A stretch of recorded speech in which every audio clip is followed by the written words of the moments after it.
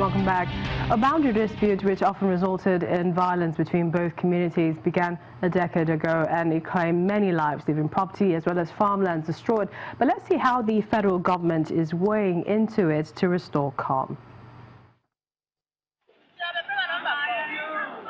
For over a decade, Ukele people in Yala local government area of Cross River State and Iji in Ebonyi State have been at loggerheads over boundary adjustment. This has resulted in the loss of lives and destruction of property and farmlands. On July the 3rd, a reconciliatory meeting was held between the two communities, chaired by the deputy governors from both states, and they agreed to embrace peace. But to the disappointment of all, the show of love and unity only lasted for 5 days. Ukele community was allegedly attacked again, rendering residents homeless. But who is to blame? Ebonyi people, those ones that have a conscience, those ones that want to, that would, that believe in the truth, they know the boundary. We are not asking for a new boundary. We are simply saying, go back to the boundary, retrace the boundary. They can, the beacons, some of the beacons are there, some were deliberately removed to obliterate the boundary, but it can be traced. A meeting was called for peace, and then we were waiting at the venue of the meeting where the soldiers and the police arranged for us to meet. Just as we were waiting there, they came and pushed us and started shooting at us. Even shot on the soldiers. I don't know what else they need us to do. We have severally cried out for help. Now the crisis has attracted the attention of the federal government. The Minister of Interior and his team are in Cross River State to find a lasting solution to the problem. The solution to this problem is in your hands. We can only intervene and provide the platform for necessary discussion. We would also like to encourage the establishment of joint committee of all stakeholders with representation from the National Boundary Commission, NEMA and relevant MDAs, with the mandate to look into all past technical reports in order to find lasting solutions. Honourable Minister, I think this your coming is well worth it. I'm aware that from here you'll be going to Ebonyi State. Please, whatever can be done should be done to make sure that we enjoy peace with our Ebonyi, our neighbors. Residents are hopeful of a lasting solution to the problem as they continue to count on the Boundary Commission to wade into the matter. And Liberian President George Weah has promised to take measures to tackle rampant inflation as well as economic hardship, including injecting $25 million into the forex market as ordinary Liberians protest against rising poverty. The former Soccer World Player of the Year took office at the start of 2018 on a promise to stamp out corruption and end economic misery for millions of Liberians.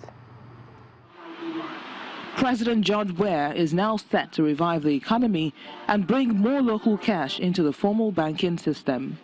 This recent depreciation in value of Liberian dollar has increased inflation by 4%, pointing to 21% from 17% back in February 2018.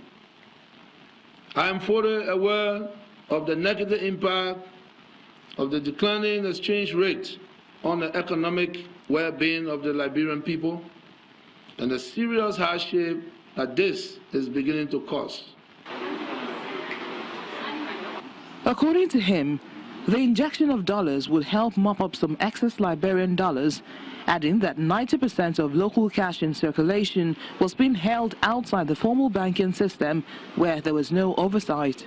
These measures will include, but not be limited to, an immediate infusion by the central bank, 25 million United States dollars into the economy to mop up the excess liquidity of the Liberian dollar.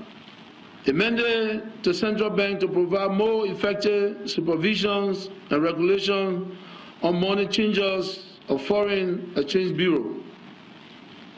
A mandate to the central bank to provide more robust oversight of banks under its supervision.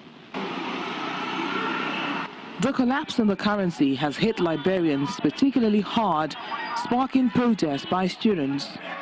If you have a large or small family, it affects you greatly because when you used to bring like $1,000 in the market, you could get food stuff for you and your family to have a good meal. But now if you bring even $2,000 to the market, you can't even get you a decent meal for the day. So it's affecting my family greatly, and I believe it's affecting all other families. We know that prices usually go up during the rainy season, but this time is really bad. The prices have skyrocketed. Transport drivers are telling us not to blame them because the cost of fuel has also gone up. We used to buy a bunch of banana at $500 Liberian dollars, then $600. Now it's between $800 to $900 for the small bunch, not even the big one. The Liberian dollar had declined 25% over 2017 and a further 25% since January, blamed in part the end of Liberia's UN peacekeeping mission in March, which had cut inflows of hard currency. President Ware says Liberia is set to embark on a major push to ensure it becomes more competitive in terms of domestic production, details of which will be unveiled shortly.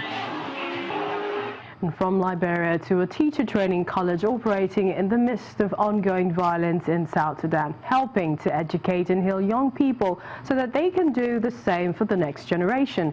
South Sudan, which split from its northern neighbor Sudan in 2011, has been gripped by a civil war since 2013. About 200 teachers have already been trained in Yambio, South Sudan, with the help of aid organizations, solidarity groups, many of which are working in schools across the country. Head of the United Nations in South Sudan, David Shearer, says the initiative aims at giving young people a glimpse of hope by training them to become teachers. When you look at the enthusiasm of those kids, they're looking to the future of their country. You can't do anything better than to educate people. They might lose their house or their job or their car or their whatever their positions, but you can't take away an education. This is a country where female education is at 16%, 16%. If you can educate more girls in South Sudan, you will make the most profound difference to this country we can ever make. And that's what they're doing there. Fantastic. For them it's like a vocation, it's not a job, it's a vocation. They believe in what they're doing, what they want to help their people. And they often talk about, you know, like giving something to the younger generation.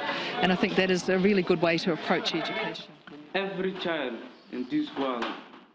Many of the teacher trainees promise their undaunted commitment to the initiative to improve the education sector in the new country, despite the challenges faced.